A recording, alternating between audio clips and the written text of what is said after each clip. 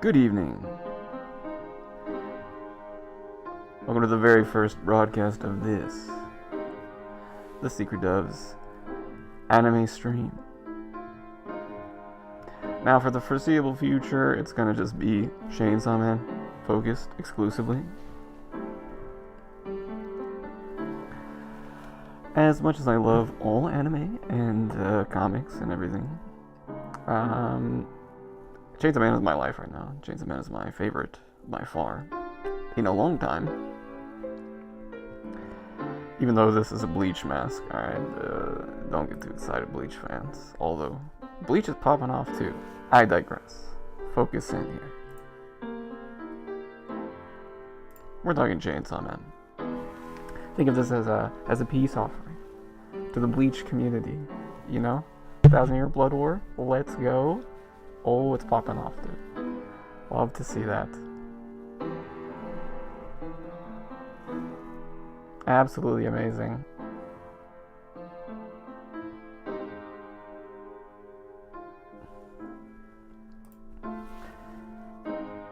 But here in this stream, I want to talk about Chainsaw Man. There's so much to say in all sorts of ways, and now that Mappas in there animating it, ooh, baby, oh my. There's just too much.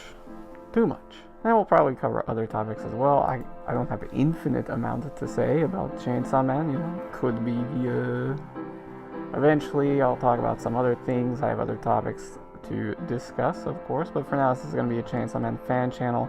You just saw, for those of you who check out the intro there, don't skip through it. Don't skip through it. You can scrub through it if you want. Check out the nice little parade of fan arts. Go check out the ads. I'm going to put them in the description after the stream. I didn't have time to get them all together during the stream. I think that's generally how it's going to go. I don't know exactly which ones I'm going to show on stream. I just have Twitter bookmarks. But there's so much amazing fan art popping off all the time these days on Twitter. It's beautiful.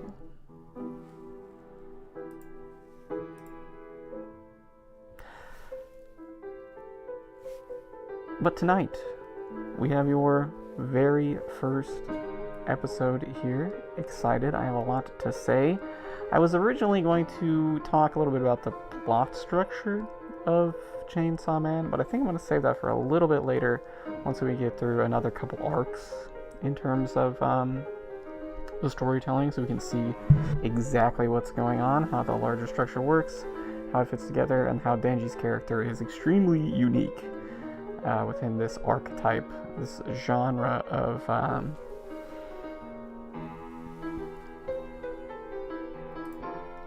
the shonen genre. Yeah.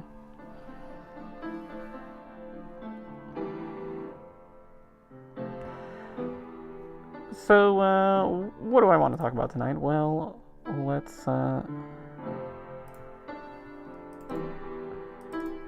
get into it.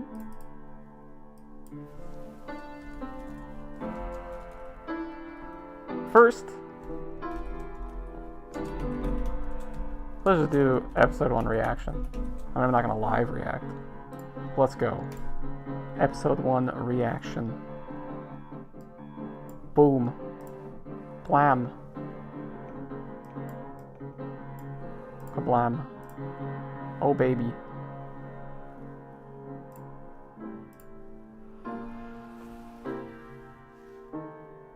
It was great. I mean, there's not so much to say. It was shocking. It was off-putting. It was disturbing in a way that I think the first chapter of the comic isn't quite. The first chapter of the comic is extremely depressing, of course, in a lot of ways. Denji's initial situation is so destitute and devoid of any hope, which makes him a very interesting main character in a lot of ways. Atypical, for sure. Even, you know, who's like the most similar, I guess, Jigokuraku, what's his name? I forgot. The main character of Hell's Paradise. He's in a very terrible circumstance when the story begins. I mean, Denji is just in the worst possible spot, right? Got no money, got infinite negative money, can't even work his way out of it. He's basically a debt slave to the Yakuza, and all he's got with him is his little Pochita. You know, his little Pochita. Speaking of Pochita, give me one moment here.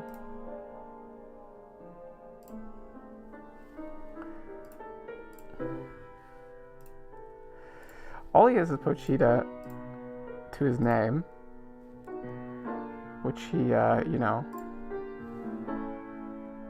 realizes later on, maybe that was enough. Maybe that was all he needed. It was not.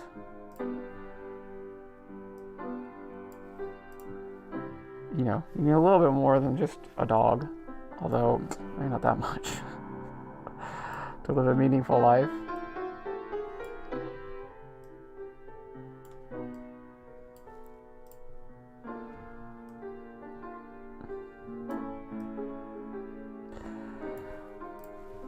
So, all Denji has is Pochita, right? He's got nothing else for him. And it turns out that's enough for him to become Super Chainsaw Man. Amazing. Right? Fights the zombie devil. Very fun. The thing is, though, the direction, the choices Mappa made with the interpretation of this chapter were massive. Very far removed from the atmosphere and pacing of the original comic. Fujimoto, of course, well known for his extremely high pacing. Page after page after page of just development, character, exposition. No time spent with walls of text or anything, just character beats. Huge moments in the story, like Denji remembering the death of his father, are just these tiny little panels, these little bitty panels that just zoom by. What the heck, man?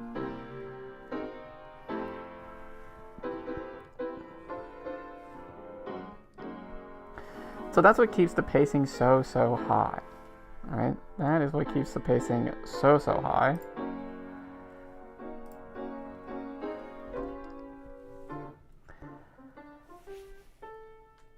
But Mappa takes these scenes and they drag them out in a true, Texas Chainsaw road movie horror type direction. Long shots of this expansive, empty scenery, Denji looking small and isolated against these huge, uncaring landscapes. Everybody who was talking about it was talking about how it feels so much more horrible for Denji. In the comic, it's almost funny. It's a little goofy just how bad he's doing. It's almost too much. And Fujimoto leans into that a little bit and gets a little weird with it. And Pochita in that context is kind of this moment of laughter, this signal that, yeah, I'm showing you this, in theory, extremely destitute situation. We're talking about the worst possible of the worst possible. But here's a cute little weird little dog devil guy, that's fun. This is funny. We're having a fun time. Mappa says, blam. No. Boom. Pochita is not funny, goofy dog. Pochita is, the only light in your life. The one pure thing in the universe. Nothing else could save us, right? There's, all we have is Pochita. And, Mappa really hit that boy and his dog feeling a lot harder than I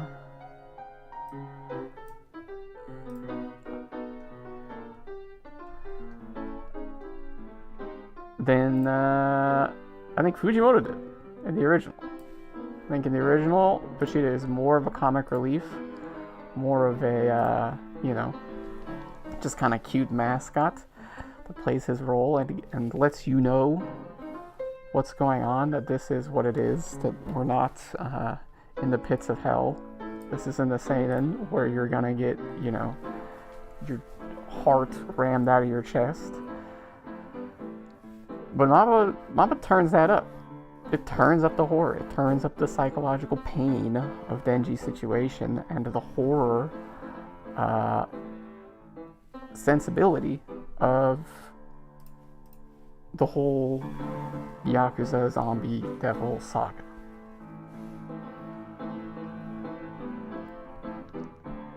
And so I thought that was a really interesting choice.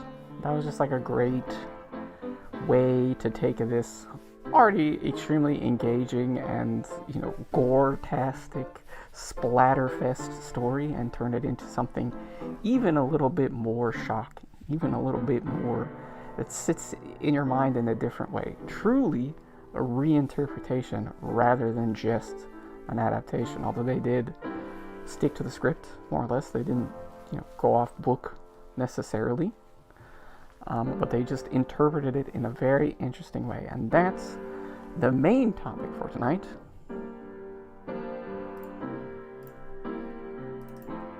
I want to talk about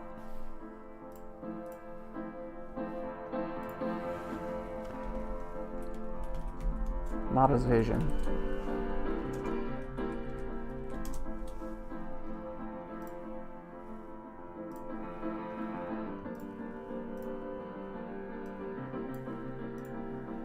So what is Mappas Vision? Mappas Vision for this series, right? I mean, there's a lot to say. They've come out very publicly and talked about it before as well.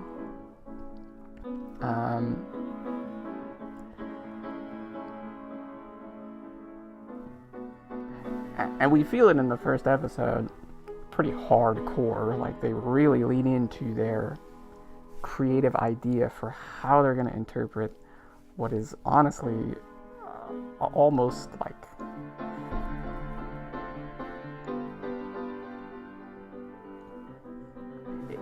it's a comic. Fujimoto's comics are so married to the page. Like, he's so deep in the form of the comic that it's really hard to take what he has there, what he's put there for you, and pull it out into something else, right? Even it's so impactful as is that even when you're engaging with it as a reader, you're almost like trapped in what he's given you. Like, you can't take the page and like recraft it in your mind, which is different than basically every other offer, right? It's really hard to do. It requires a lot of skill with the rendering to tie the reader so heavily into your vision of what's happened. You know, Bleach, the comic, minor criticism, suffers from this with the backgrounds a lot of the time, right? The character renderings are really good, but the question of where are we? You know, who are these people? What's going on around them? What's happening to the world? That gets left out in a lot of ways, you know?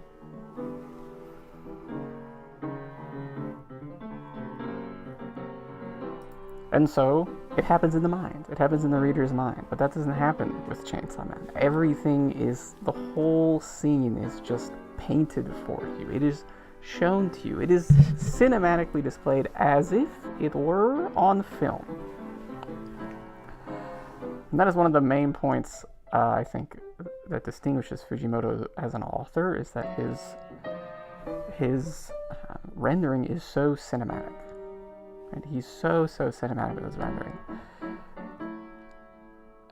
And just with his paneling and pacing in general, it really feels like you're watching the pages more than you're reading them. They really pull you through smoothly, and the big impactful pages have that cinematic spectacle to them. He's pushing against the box of the comic, trying to give you something more, something bigger.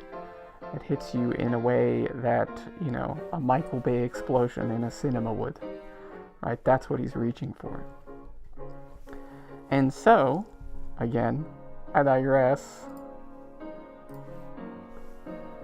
There comes Mappas Vision. And the director and the producer have gone on record with this a few times.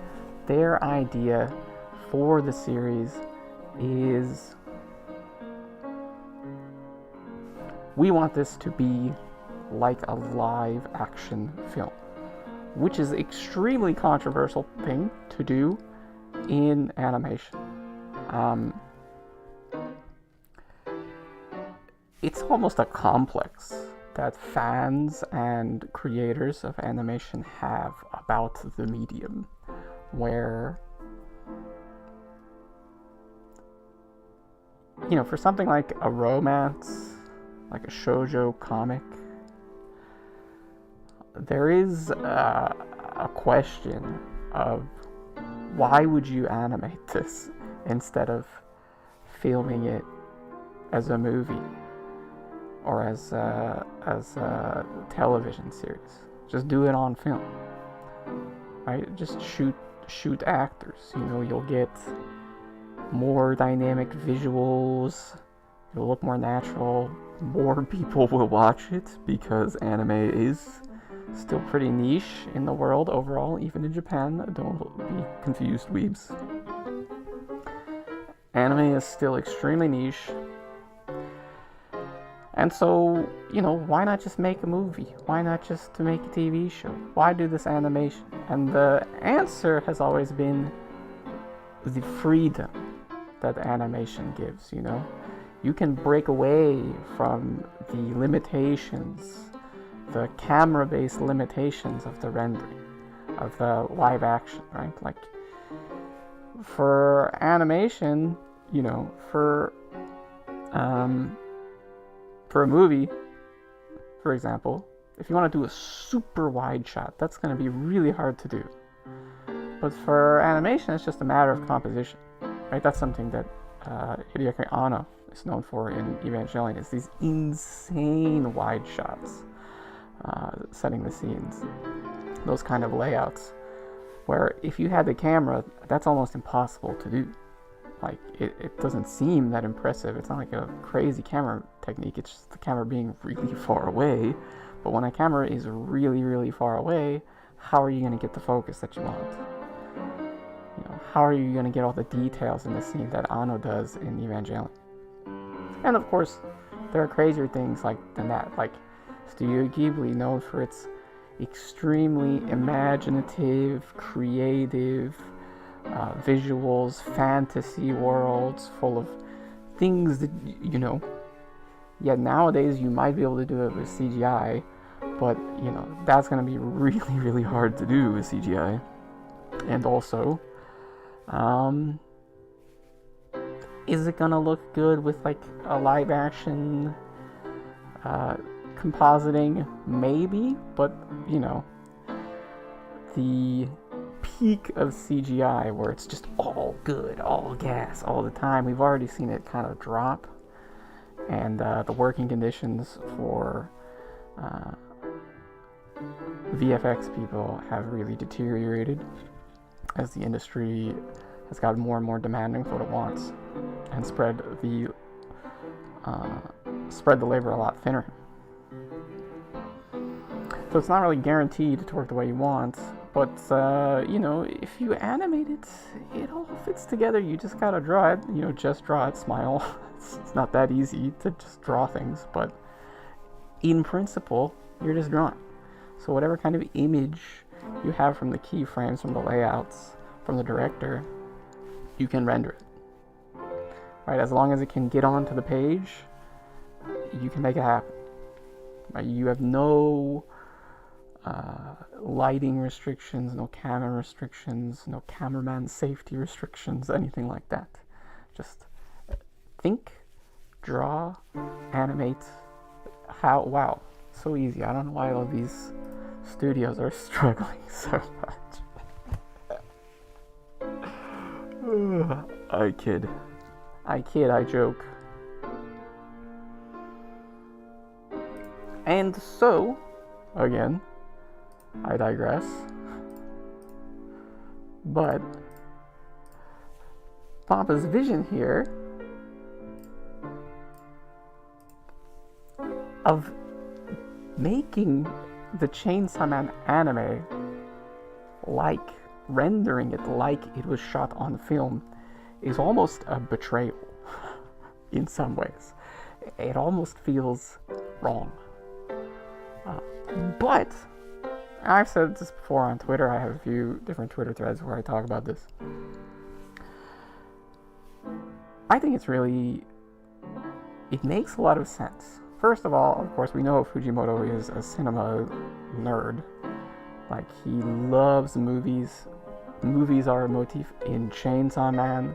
They're a motif in every work that Fujimoto has, except for a handful. But he loves movies. He talks about them all the time. He has his favorite directors. He watches like everything, you know. And Mappa is really leaning into that. Let me pull it up here. You know, everybody's seen it at this point, but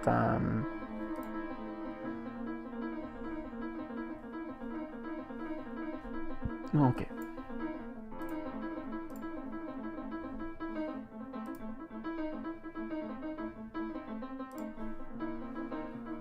Everybody's seen it at this point, I'm sure. But just for emphasis here, you know, this is the... Oh, come on. Whatever. This is the...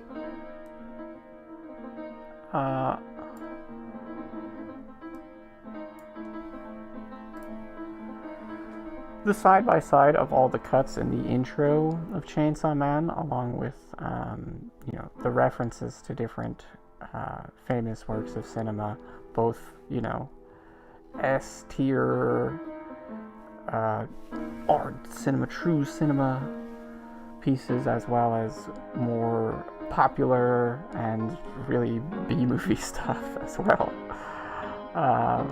But it's just, it's so good. There's more than this as well. But you can see, they're leaning into it hard. They've said it, they're doing it, it's happening. And the reaction has honestly been pretty mixed. The big issue, the big thing has been CGI.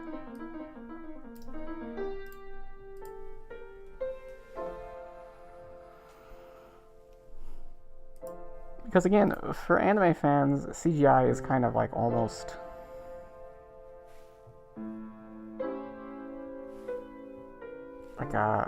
like a slur. That is very minimizing to actual slurs in real life. I'm sure there's a better terminology. It's like an insult, you know, to see CGI. It's always, yeah, there was CGI, but it looked okay. Yeah, there was CGI, but I didn't notice it that much. Yeah, there was CGI, but the compositing was good. It's always, yes, there was CGI, but... No. Right? It's qualifications. Oh, they use CGI. Why didn't they draw it? Why didn't they hand draw it? Why didn't they hand draw it? Why didn't they hand draw it? Why didn't they hand draw it? Why did they use CGI?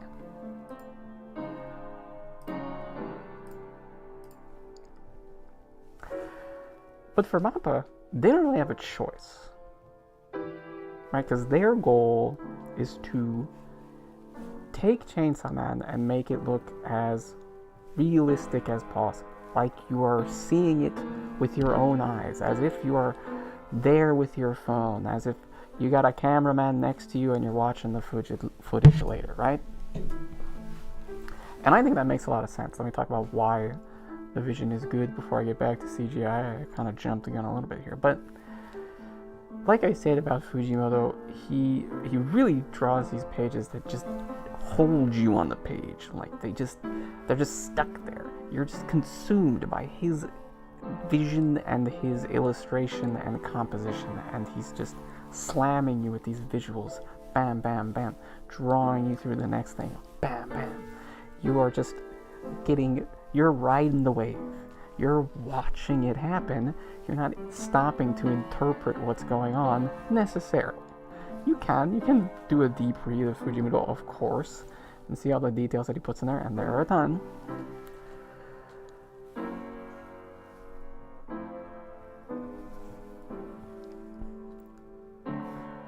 But really, you know, the image is what it is. He doesn't leave you a whole lot of room to get in there and figure out what's going on, or engage with it in a different way. Realize it in your mind beyond what he's given you. That's why I say you're watching it. And that's what makes it so smooth to read. Because you don't have to get your mind in there. You don't have to put the pieces together. You don't have to sit in awe. You just see it. It's amazing. It's unlike, again, basically anybody else doing comics, like anyone else has ever done comics. It's really a new paradigm of the medium in some sense. And I respect that Mappa, and in that sense, Mappa trying to change the paradigm of animation with this title makes a lot of sense. You know, Chainsaw Man really changing the game for comics, probably forever. I mean, it really has. You know, we're not going to see the impact quite yet. It's still been maybe 5 years, I think, since it came out. I think I'm right there. Only 4, right? Stuff like this, you're gonna start seeing the impact, people learning from it, people inspired from it, 10 to 15 years down the line, right? That's sort of the Louis Armstrong rule, right? Louis Armstrong drops jazz in the 20s. Of course, jazz is kind of popping off in general, but Louis Armstrong really sets the blueprint, and that blueprint plays out over the next 10 to 15 years, and then you get the next sort of wave, the inspiration, the people picking up on it and pushing things further from there. So we haven't really seen the impact play out quite yet. We're still in that first 5-year area there, but we're going to start seeing it more and more. I've already seen a few different artists who are rendering characters in Fujimoto style with the heavy outlines, the bold outlined characters, and the tiny details. But I digress. CGI.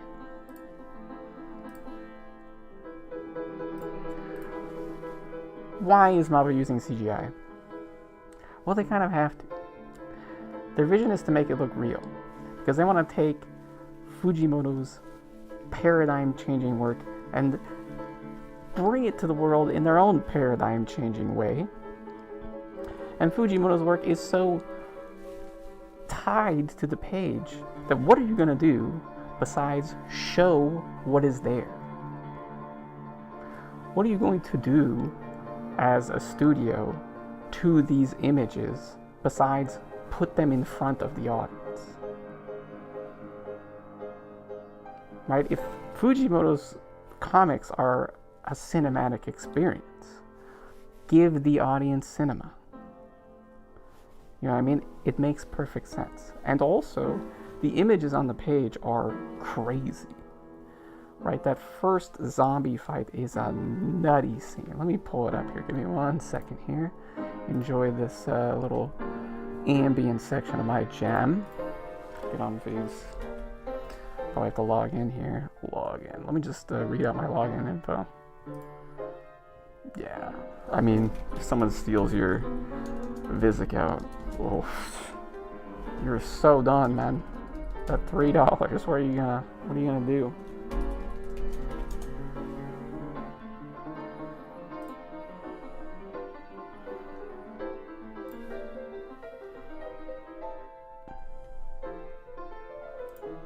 Oh, baby. Oh. We're back on weekly schedule, dude. It's so good. Alright, anyway. Next week. I'm so hype. Okay.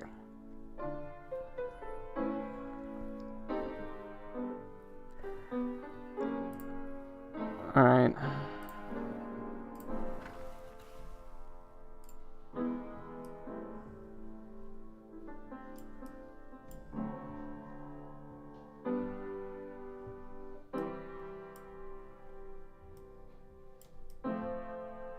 this page.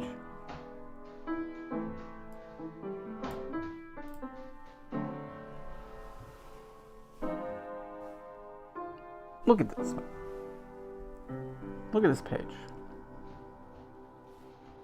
How are you gonna take this and animate it, right? I mean, you could try. You could try, but come the fuck on, dude. Map animators are already... They're dead, dude. Like, they're already fucking dead. What do you want from them, man?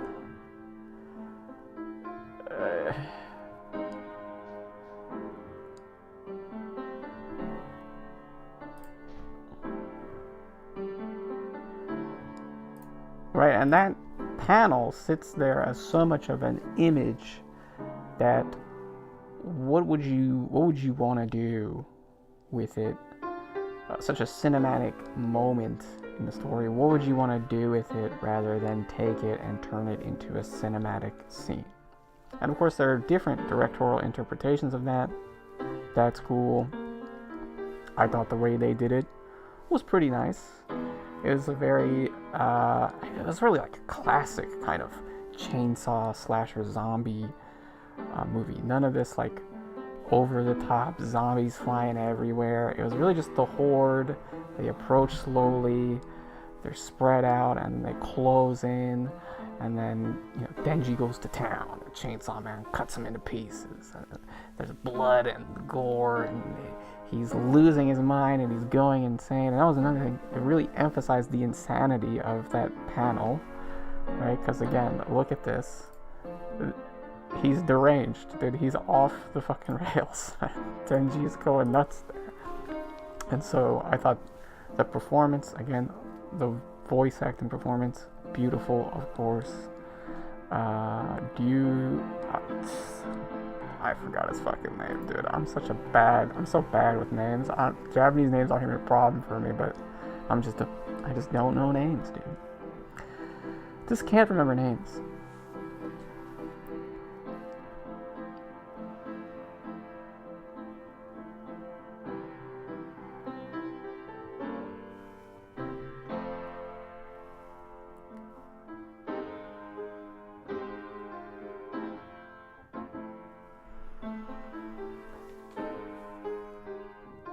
Right, so Mappa's choice there to go for this cinematic stuff makes a whole lot of sense.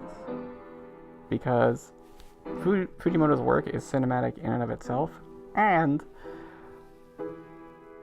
the imagery is so crazy, is so deranged, that if you just show it, if you just show what is there, then you know, that's gonna be awesome. On the other hand, if you try and take it to that next level, if you try and push it in the way that like Shimbo or Yuasa or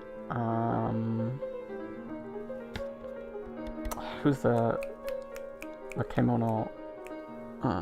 Mononoke director? I forget who directed Mononoke. But like Mononoke style, right, where it's really abstracted and intense, and the, you know, visual experimentation is out there, and you could do Chainsaw Man in that way, and I'm sure it would be fun. But when you do that, you're taking what Fujimoto put down and you're doing other things to it. Like you're layering on top of it. You're building away from it. But what Fujimoto put there is just nuts, dude. And so if you take something crazy and then you go far away from it, you can get lost. And Mononoke, the series, suffers from this quite a bit. If you haven't checked out the series, go check it out. Go check out Mononoke. Let me just put up the one I'm talking about. It's a really, really cool series, and the visuals are incredibly interesting.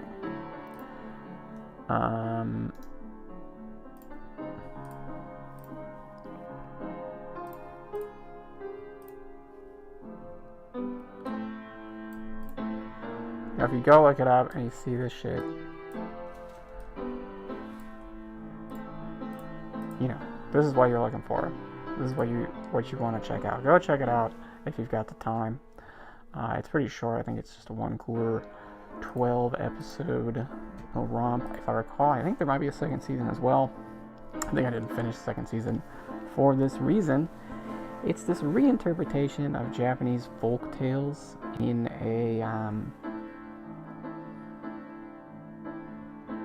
an extremely abstracted style. You can see the art style from that image is sort of in reference to classical Japanese forms of rendering like ukiyo-e and other stuff like that. Other, you know, art of the era. And it's very flashy and very exciting and very abstract and cool in terms of animation. It's in that animation pocket. This is not gonna be a movie, dude. This is some other shit. This is anime, dude. But when you go that hard with the abstracted visuals, you lose a sense of where you are, what's happening, the place of the characters, the nature of the zombies. And yes, it's very spectacular. I'm talking about the zombies. The nature of the story, right? You can get very lost in the visuals because they're so abstracted. And the imagery Fujimoto puts down is so abstract in and of itself that if you push it even a little bit further, man, you can really get way out, you know? You can go too far out. And a producer mentioned it, that the reason they didn't want to, you know, push in that direction, he called it a maniac anime. He didn't want to go for the, I guess maniac in Japanese is more like intense fan, like the real anime heads, you know, the monogatari lovers, the Madoka enjoyers, right? The reason he didn't want to go that direction is because he still wanted a general audience to be able to engage with it. Because again, Chainsaw Man is crazy. It is nuts, dude. The things that happen on those pages are bizarre, and yet Fujimoto draws you through them like a movie. So I think Mappa's choice makes a lot of sense, but it means they're gonna have to use CGI.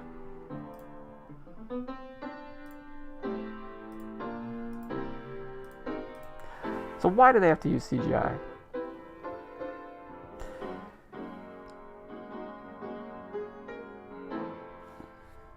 Well, you can't really do cinematic type anime without CGI. So on the one hand, animation gives you this freedom, right?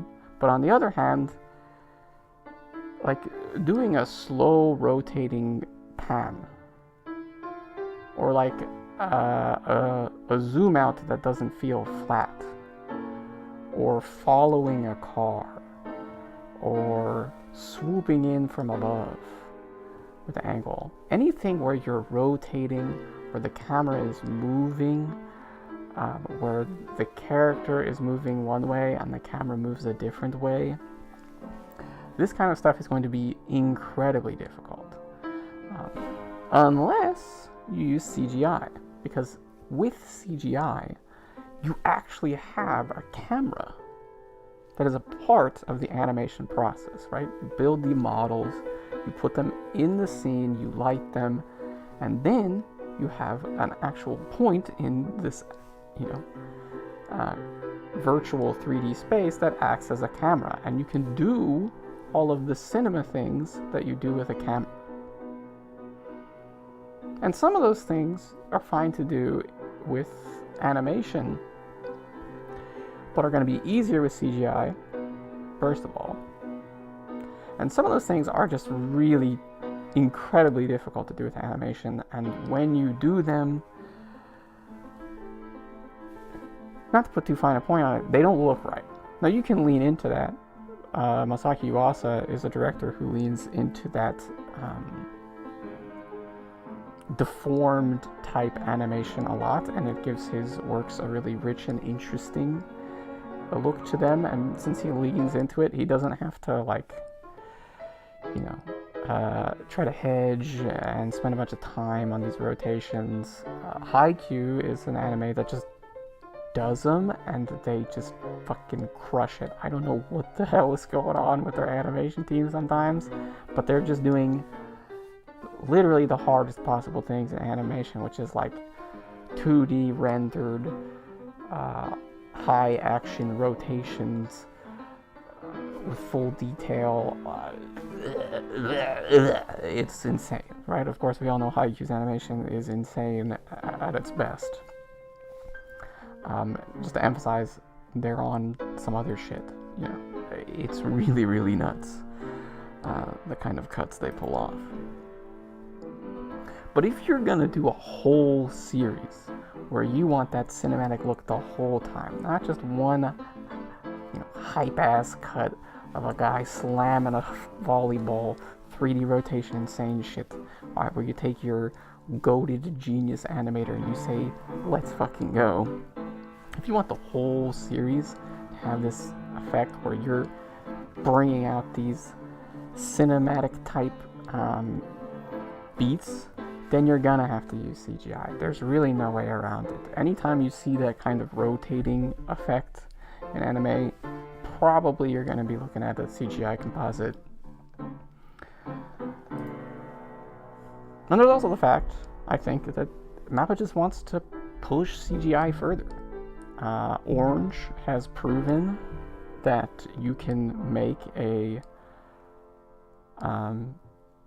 full series, full CGI with B-stars, and looks great. It's not full CGI. They do some 2D in there, but mainly 3D, right? Mainly 3D, and then they composite 2D in moments for extra impact, right? As opposed to the model in the past has, of course, been mainly 2D, and then you use CG for these difficult rotating things and stuff like that.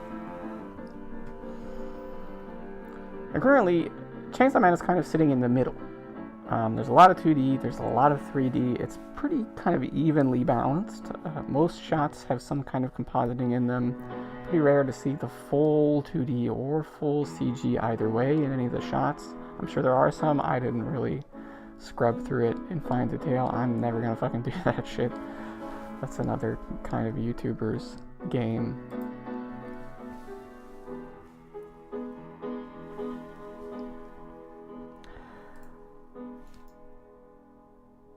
But, you know, because of Mappa's creative vision, their idea for the series, which I think makes perfect sense based on the nature of the comic,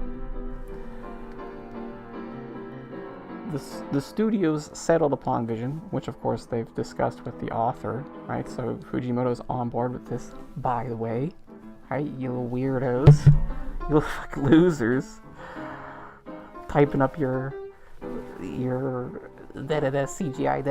CGI, right? Fujimoto's in there with it. Of course, I feel like this is the easiest possible thing to pitch to Fujimoto. It's like, yeah, dude, we're gonna make your comic look like a movie, and he's gonna be like, I'm gonna go home. I'm gonna have to be alone. I'm gonna step away for a while and do something by myself. You know, easiest sell he was in from the jump, I'm sure. Maybe not, but probably not that difficult to make, you know, the movie-loving Fujimoto come around to this idea. But since they're going to do that, they've got to use CGI. There's really no way around it for a lot of the things you want to do to replicate that cinematic feel. It is what it is, right? CGI is really this tool that sits in between animation and cinema, where you can be as imaginative as you can with animation, but you also get to have the camera like you do in cinema, which in exchange it can look kind of weird.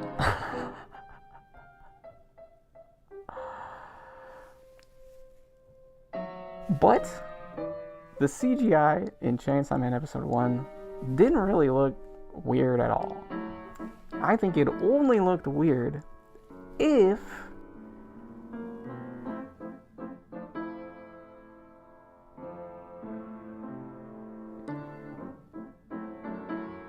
you're looking at it for the 2D version of what it's showing. Right, so Mappas creative vision led them to CG. And if you look at the CG, it looks really good. It just looks good. Like the what you look at, the final renderings, the compositions, the cuts, they're awesome. They look great. They're cool. They're gory. They're exciting. They've got weight to them. You know,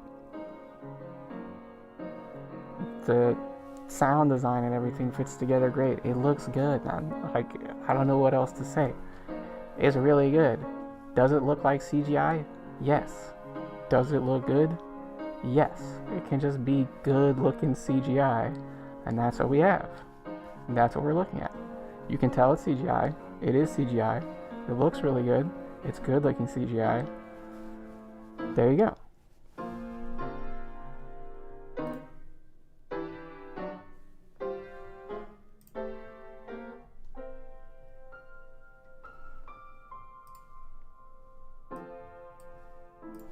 CGI.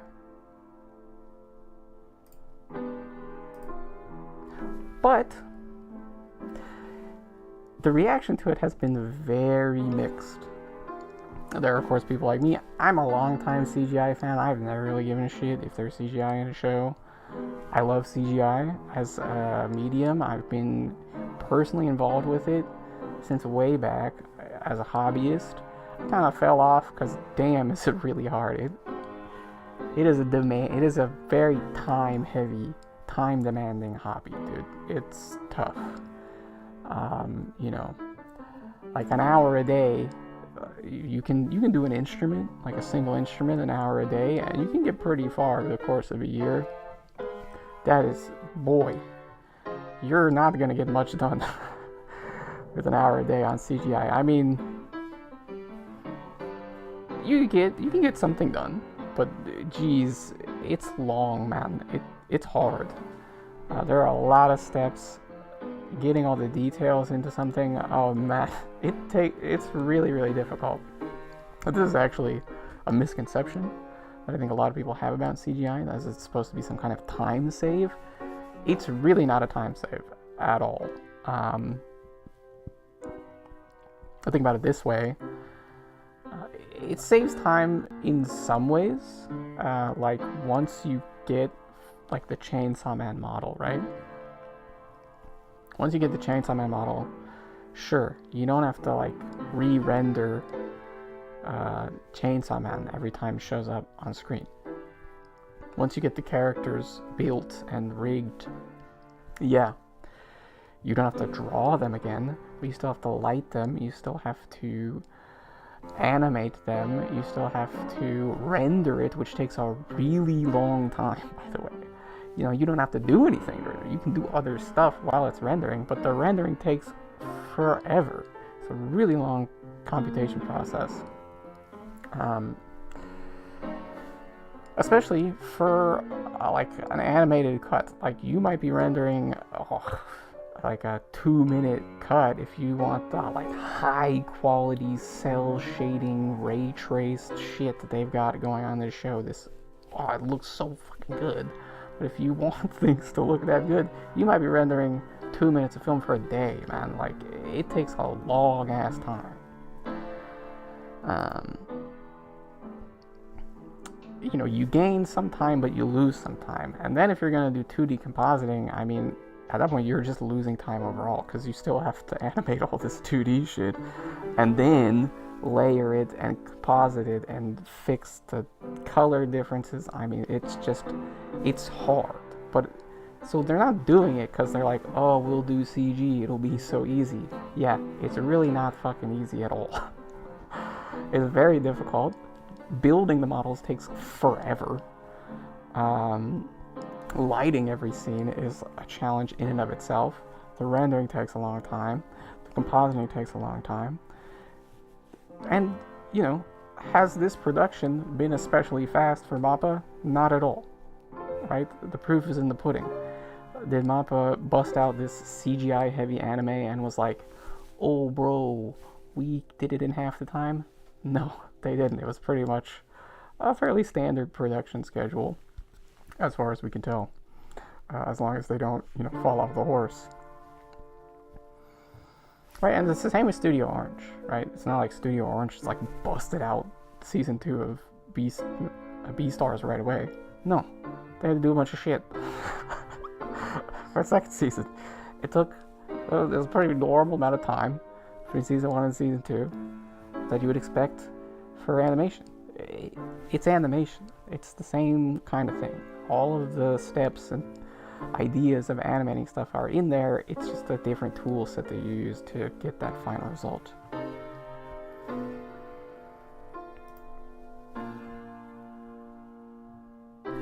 And the reason they did it is for their creative vision. Now I have to take a break here. We've already gone through my little jam 1.5 times.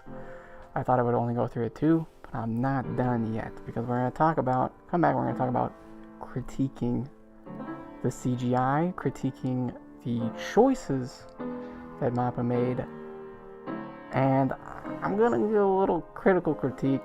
Anime criticism, man, is it fucking bad, dude. It is real, you know, there's no Bourdain here. We don't have a Fantano for anime. The closest we've got is Garnt, which is just, you know, big love to Garnt. Fun guy. Love the content, man. Goofy, Australian. Like a 8 out of 10 most days. But, come on. So, take a little break. I'm gonna drink some water. I'm gonna take my mask off. And then we're gonna come back. We'll see you soon.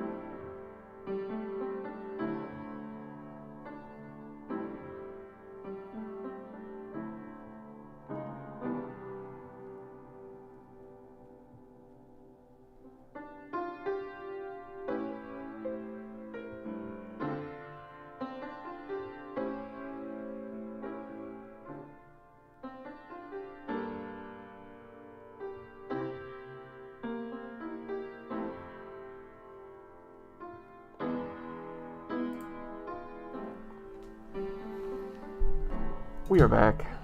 Sorry I didn't mute my mic. I'm sure you heard a bunch of rustling and shuffling around. Whatever. It's fine. Streamer fail, whatever, dude. I'm keeping Pochita. I'm never gonna get rid of my boy. Look at him.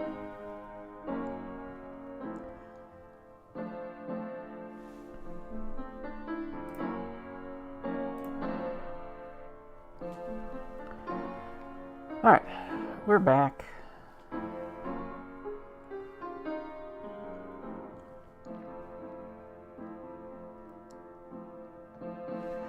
Calm down a little bit. You heard me getting a little too excited, as I'm always gonna do when I get going on Chainsaw Man. Alright, I know I'm in the bleach mask, but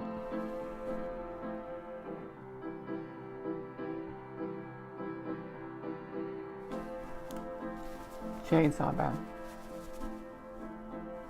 Y'all see. The anime onlys will see soon. Garnt. Ooh! Garnt. Anime only. I want to hear his reaction so bad. I'm actually very excited that he is anime only. I don't think you should be. Anyone watching this, do not be anime only. Go read the Chainsaw Man. You saw that page, dude. It's nuts. You do not need to be anime only, and because of Mappa's interesting choices with their direction, engaging with the anime is entertaining in its own right. They're adding a lot to it, and it's fun. So you can enjoy the anime, because Mappa's goated, and you can enjoy the comic, which is the best comic. It's one of the best comics ever, unquestioned. Ever in the history of comics. So there's that. But what have we covered thus far of the topics that I wanted to cover before I get distracted and talk about random other shit? Alright? Critique.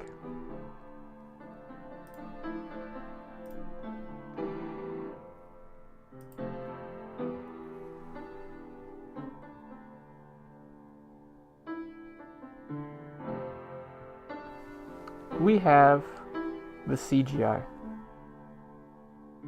right? Mappa's using CGI because of their vision for the series, which is to make it like a cinematic film, which is great. Makes a ton of sense based on Fujimoto's love of movies and based on the work itself would work to render that nicely. But the reaction has been very mixed, and I've seen a lot of different commentary. Now, some of it is super brain dead, CGI bad, lamau.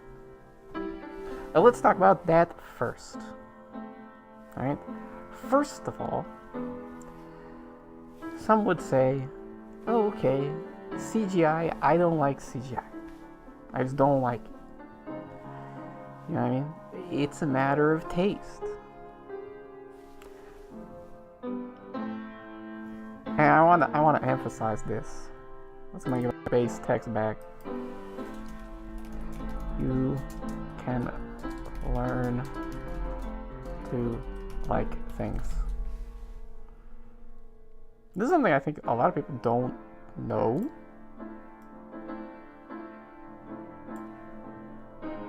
Sorry, Pochita. But this is actually true. You can learn to like things. And I know this because I, Secret Doves, the masked anituber, have learned to like things.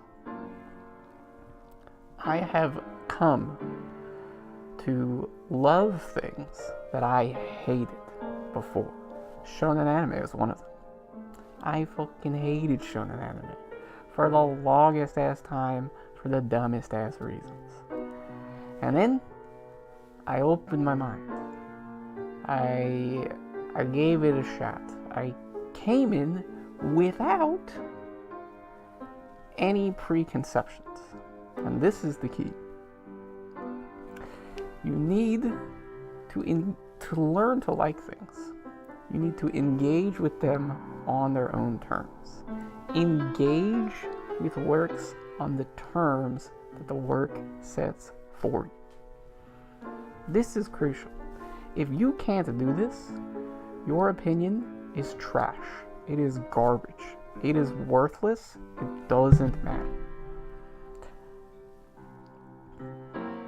And I've done this with many things. The very first thing I did with is probably one of the most hated things of all time, which is noise music. Everybody thinks noise music is just shitty music, which it is. It is shitty music. Noise music sounds bad. But that's the point. Those are the terms that noise music is setting for you. It's there in the name. It knows what it is. It's noise. It's not gonna sound good. But that's what it's about. It is music that sounds bad, and you engage with it with the understanding that you are going to hear something bad. Now that sounds weird. I'm not playing noise music in my background music tonight. Why don't you make some then? Hey, I have. It's actually harder than it seems to make interesting noise music.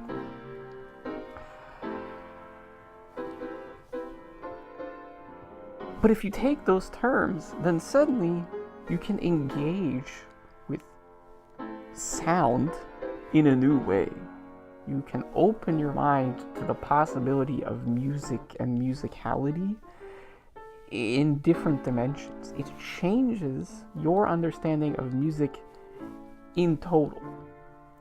And I will say, noise music has 100% broken into the mainstream. Death Grips is the biggest example, but you can hear it in Kanye's music, you can hear it in Kendrick's music. All of these big genre-pushing artists are drawing from ideas pioneered in noise because they understand that works can set their own terms, and through that process the medium of music can change.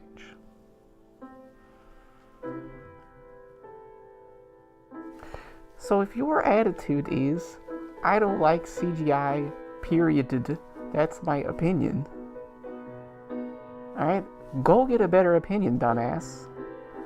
Leave the world alone. No one gives a shit what you say. You suck at thinking about things, and you're bad at opinion having, alright? Try to like things you don't. Try to like things you don't. And if you don't like CGI, and you're watching Chainsaw Man, this is the easiest on-road for you to get in there. This is the easiest on-ramp because the CGI looks so fucking good, man. If you're looking at Chainsaw Man and you see the CGI and you say, CGI? What the fuck? You're an idiot. You're just stupid. Just shut the fuck up, alright? Get a better opinion. Learn to like things you don't like. You can learn to like things. Put in some effort into anything in your life. Ever. Alright? I don't want to put in effort. Okay, well fuck you. Then I have no respect for you, alright? Then I don't have to respect you. You're not even trying. Well, who cares? Who cares about you then? Go away. First things first. Alright? Let's get that out of the way.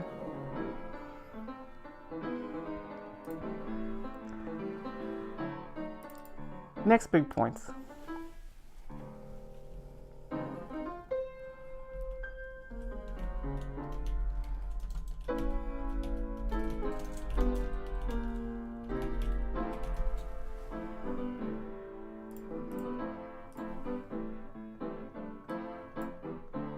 Aesthetic preference is not critique.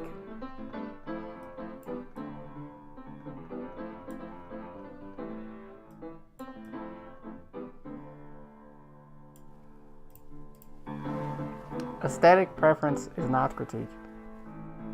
Again, this is part of the same thing of engaging with the work on its own terms. I'm thinking about it in that way. But if you say, oh, I wish they had made Chainsaw Man more abstract. I wish they'd done it more like Monogatari. That would have been so cool. Well, okay, why don't you fucking make Chainsaw Man then, alright? Huh?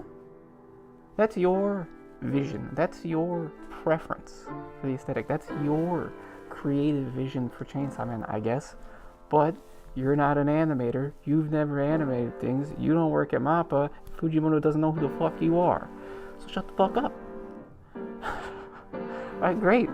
I'm glad you said that. No one gives a shit again. Oh, okay. I guess that's what you like. That's not what anyone's watching. No one's ever gonna see that. No one gives a fuck about that idea. Who cares? Who cares? You're not contributing anything by saying that. Great, dude. I'm sad for you. I wish the show we had is what you like, but it isn't. So go fuck yourself. Huh? Huh? Huh? There you go. That's all I have to fucking say about it.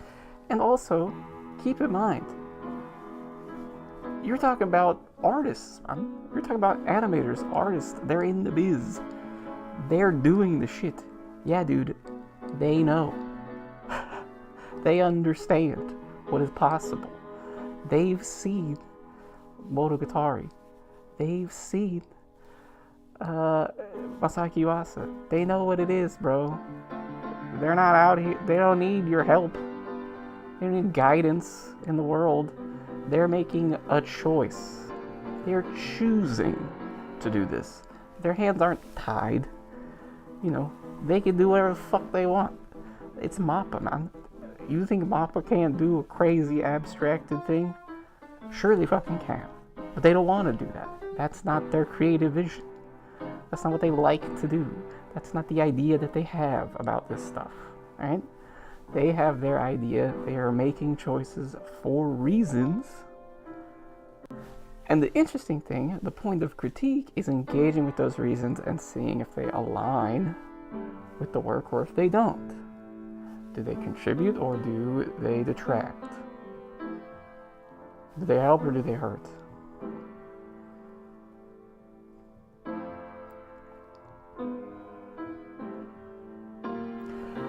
Right, and that's the last thing.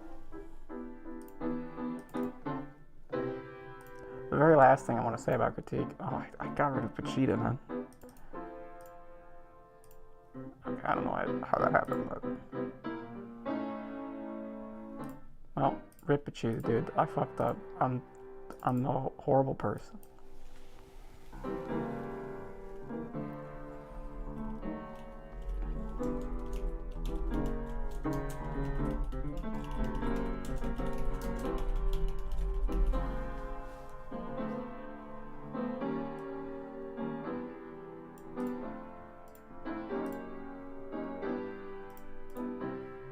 Last thing. Artistic vision is about trade-offs. Everything is about trade-offs, really. I mean, in life, we live in hell. This is God's twisted joke on our existence. And so nothing good we get is free. And nothing bad we get is easy.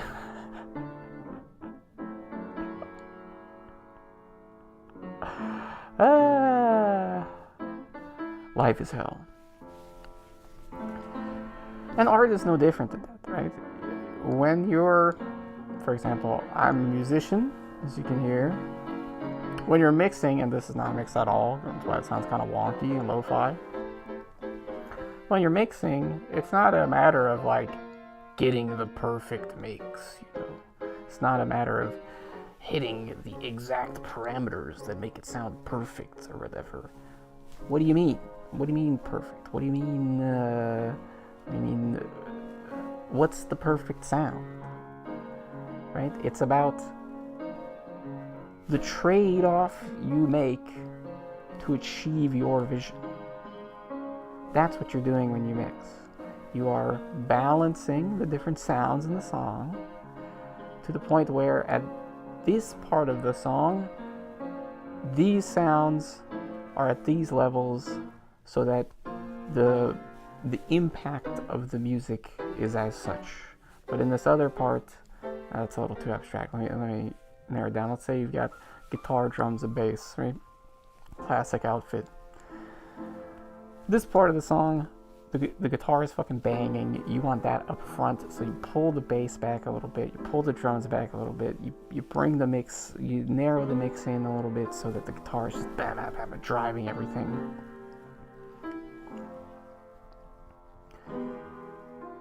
Right, but then in another part, man, you really want to pump this bass a lot, so you balance things a little bit more. You push the guitar a little bit to the left, you push the drums a little bit to the right, and bring the bass into the center just subtly, and you pop it, you tweak the volume a little bit, and that bass it pops out. But you're losing the guitar and you're losing the drums, right? You are shifting the focus around to achieve the effect what you want. You're making trades as you're mixing. You know, you're putting this thing here instead of here, and sure, that loses something, right? You're losing some of the audio that way, but you're fine with that trade-off because you have a larger artistic vision of what's going on. And sometimes I hear criticism again, which is like, oh, in this part, I wish they had done this. Which can be fair. Right? This is a very minor thing, very detailed thing about critique.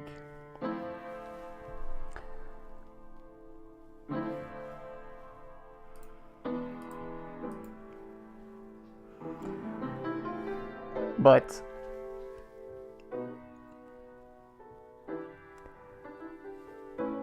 when you say, you know, I think this choice could have been better, when you say that, you have to think, okay, what's the trade-off for the choice I'm saying? And how does that fit with the larger vision of the work? Because you might say, again, this is a kind of a subtweet here, but I saw a reviewer, a credentialed reviewer, like a professional reviewer, make the comment that they wished that the contrast between dark and light in the zombie scene had been higher. Right? So that the red of the blood popped more and the dark of the shadows was deeper. And honestly, I think that's a cool idea. I mean, look at this, dude. Yeah, you think I don't like the high contrast black and red? No, I think it looks fucking sick as hell. Of course.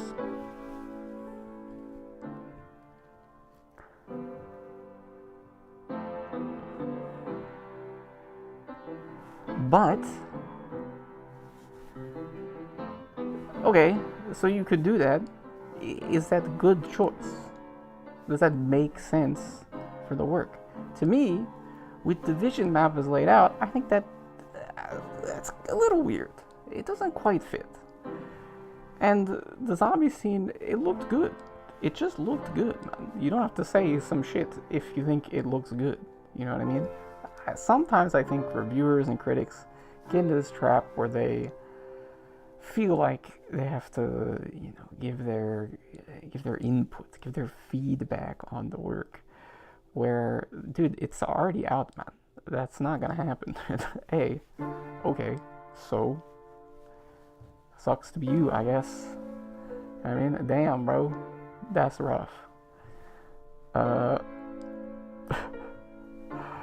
That's a little harsh, but yeah, it is what it is, man. The show's out. What do you want me to do? Fix it for you? It's what it is. So if you think it looks good, you don't have to add anything. You have to say some shit. Just because you're a reviewer, I mean, I guess it's your job, so you kind of have to. Which, you know, is the trap of getting paid to do things. Is it? may hinder your motivations. But also, when you suggest stuff, if you're suggesting things just because you feel like the vibes would have been nicer, that's not really how this works, man. That's not really how art is. You know what I mean? That's a pretty unserious approach to art as a creator and as a commentator. You have to think, okay, I think they should have done this, maybe, but... And you can make that comment, of course. You can make that comment. You can say, I think they should have done this. I think it would have been cooler. However, I recognize that if they did that, the trade-off would be, if you pumped up the contrast of the blood and the shadow, the trade-off would be you would lose the grindhouse, low-light, dismal, dingy aesthetic that they pulled off in the episode.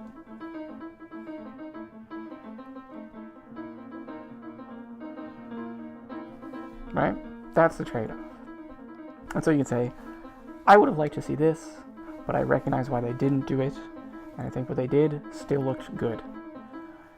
You know, hopefully we'll see a little bit more color in other scenes going forward, because that's what I like to see. I would love to see that. And there are plenty of things coming up where, you know, we can get a lot more pop, vibrance, crazy shit. If you've read the comic, you know what I'm talking about, dude. They have plenty to work with all sorts of colorful dynamics, potentially. But maybe not. Maybe they want to keep that washed out, hopeless, despondent, paranoid vibe, which I think makes sense too. It does. It's a departure, certainly, from the colored comic and from the vibrancy that Fujimoto somehow brings to this incredibly bleak story. Bleak and hopeless story. He still manages to have some kind of energy and life. But based on the opening, I think we'll still see some. I think we'll have some moments of that for sure.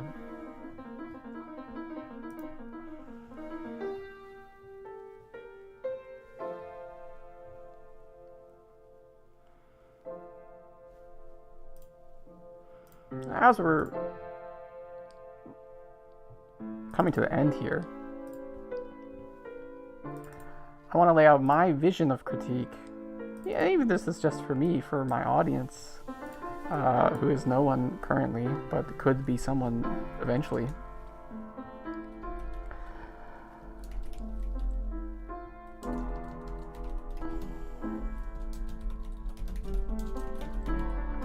For all of my fellow anime tubers out there,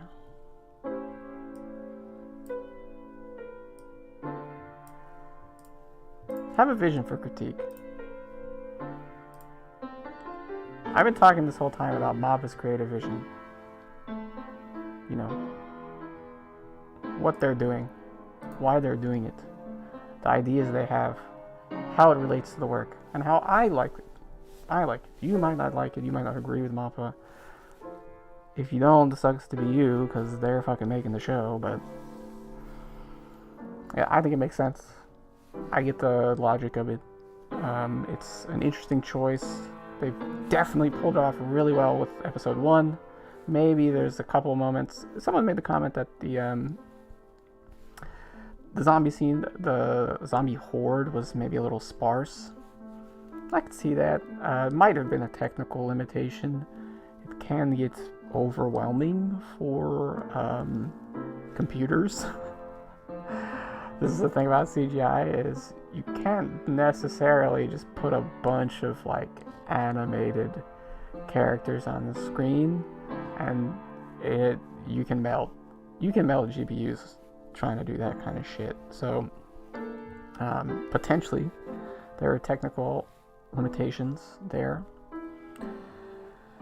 But I kind of doubt it. I mean, Mappa's got the fucking money to get a big bank of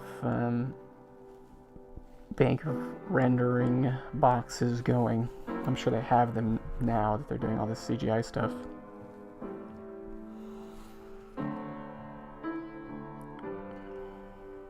But, you know, that's a fair critique, but I think overall it looked good. And so, I think Mappas is achieving their vision, their creative vision. And I think it can only work better going forward with what we have. And it has already worked great. The first episode was so fucking good. But when you're criticizing stuff, have a vision too.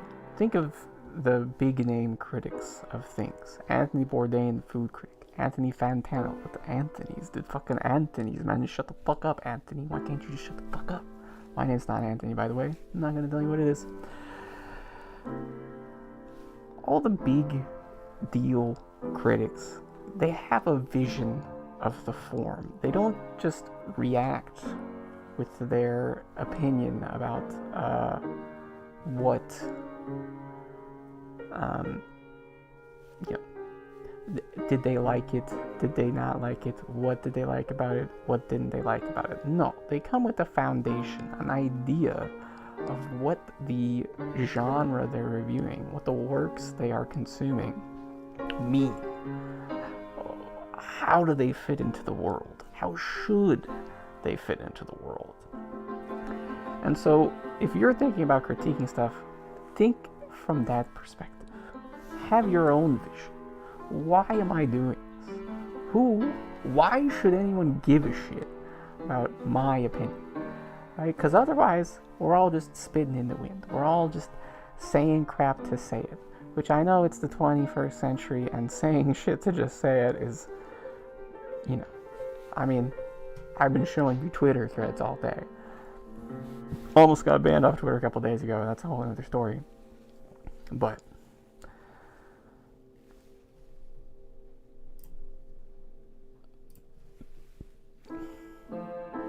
if you're not bringing some perspective of the form, perspective on the larger work, so if you're an anituber out there, if you don't have some idea about anime, work on that. Think about it. What is this animation stuff? Why does it matter that it's animated? What's the deal with, you know, the Japanese industry in particular? What do they have that interests you so much? What's going on there? Look into the history. Think about the underlying vision of the works you love. Think about the visions of the works that challenge you, that you don't love. Learn to like the things you don't like. Shonen readers read shoujo. Shoujo readers read shonen. Everybody should read seinen. You know what I mean? You hear me? Love what you love and learn why you love it. And you'll learn about yourself, and you'll learn about the world, and then the things that you feel will change. And you will change, and you will grow as a person through this engagement. And if you don't want to grow as a person, that's fine. Fuck you.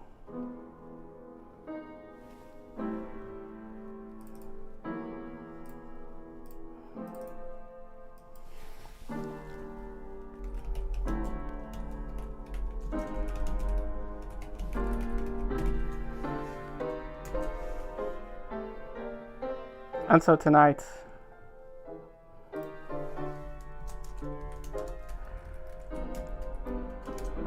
my final message to everyone here.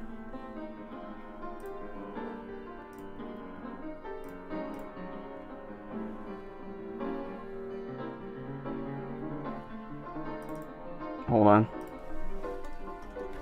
I'm stalling.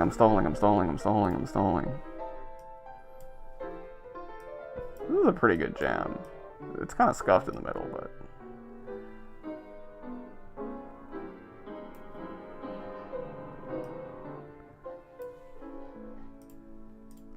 Learn to grow and love yourself. Challenge yourself because you care. Because you want to change. Because these works can change. They do matter. They matter to you. They don't matter to the world. They don't change society. They do change society by changing you. You change. And if you're not changing when you engage with these things,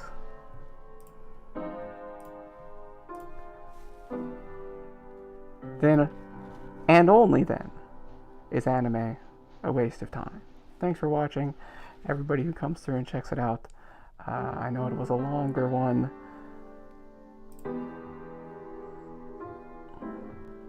but it was cool. It was fun.